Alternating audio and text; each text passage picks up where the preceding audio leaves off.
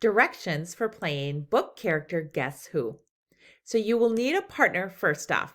Each partner will need a character sheet, which is similar to the one that you see on the screen.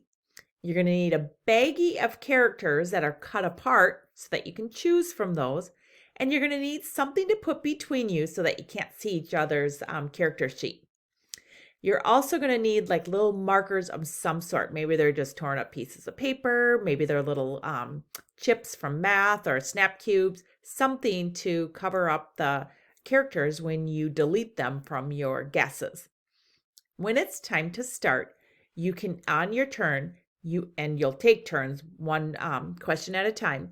You will ask your partner an attribute question. So for example, does your character have hair? Or does your character have a beak? Does your character have wings? Does your character have a tail? Whatever question you ask, the partner can only answer in yes or no.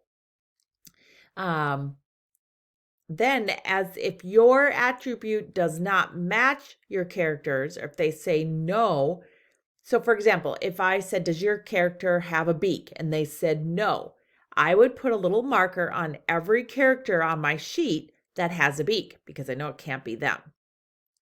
So you will continue asking these questions back and forth until you're sure which character they have.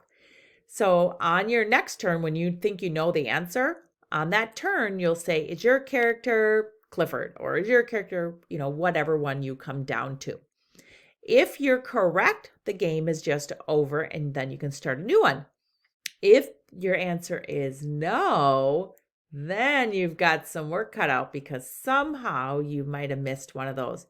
But I think most of the time, kids will be good about covering up the right ones. So if you have any questions, ask your teacher or ask a partner next to you, maybe someone that's played this game before. It's important to be honest when you are answering your partner. So if you're caught cheating, then you just automatically lose the game. And that isn't very much fun. So enjoy some book character Guess Who.